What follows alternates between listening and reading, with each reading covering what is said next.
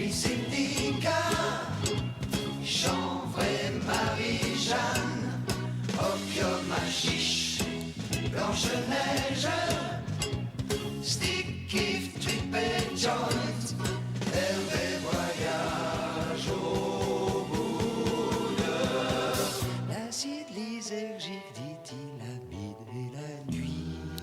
Ah, cette superbe chanson de Nino Ferrer, Cannabis, chanson de 1972. Profitez d'ailleurs de réécouter la discographie de Nino Ferrer qui est vachement dingue, cet artiste qui nous a déjà quitté il y a 24 ans.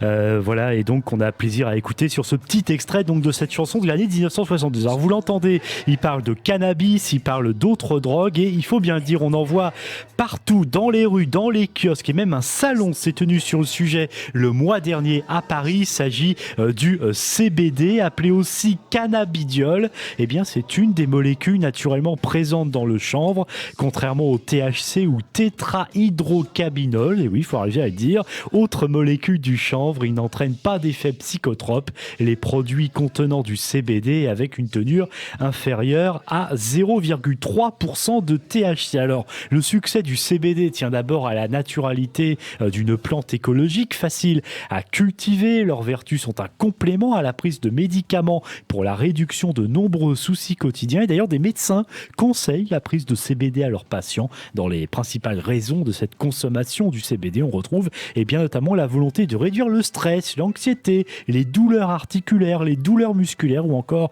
les insomnies. Les effets relaxants du CBD apaisent les consommateurs de façon naturelle. Alors, en pleine expansion, la filière du CBD est en plus ravie d'avoir accueilli avec soulagement la suspension par le Conseil d'État il y a peu de l'interdiction gouvernementale sur la vente de chanvre et de feuilles de chanvre. C'était il y a quelques semaines, car la fleur de chanvre est le produit phare des innombrables boutiques et sites internet spécialisés dans le CBD qui fleurissent un peu partout, notamment à Paris. La fleur de chanvre décline de différentes manières. On peut la retrouver en tisane, en vaporisateur. Et puis il y a aussi l'huile de CBD. C'est le produit le plus consommé après la fleur, facile à prendre, à transporter, proposé sous différentes concentrations et saveurs, à chacun de voir ce qui lui correspond. Il y a aussi les résines, les tisanes, les cosmétiques et d'autres propositions de qualité, y compris pour les animaux. En tout cas, il y en a vraiment pour tous les goûts, le CBD, biscuits, bonbons, et même, j'ai découvert ça cette semaine, j'ai vu ça, des rhums au CBD, pourquoi pas.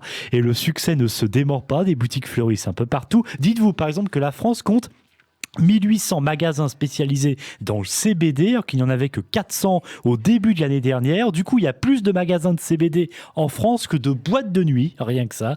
Et puis, les 21 et 22 mai dernier, s'est tenue la première édition parisienne du Salon international du CBD. Ça s'est tenu à la Porte de Versailles, une surface quand même de 8000 m², avec la participation d'addictologues, de médecins, de juristes, de détaillants, de grossistes, de producteurs et d'agriculteurs qui ont échangé sur les dernières études scientifiques autour du potentiel thérapeutique du CBD, sur l'état de la demande dans l'Hexagone et aussi sur les perspectives législatives. Cette première édition a vu la participation de plus de 200 marques, d'environ 120 exposants, rien que ça. Et puis on peut citer bien sûr aussi ces nombreux sites internet, ces revues, ces magazines sur le sujet comme CBD Actu par exemple, qui est présent notamment dans les kiosques. Voilà, un succès donc du CBD qui ne se dément pas, mais certains admettront tout de même malgré tout, malgré ce succès en France, bien que c'est assez tardif et que d'autres pays ont pris beaucoup plus d'avance là-dessus et qu'en l'occurrence on trouve beaucoup plus d'enseignes et de sites et de journaux consacrés au CBD.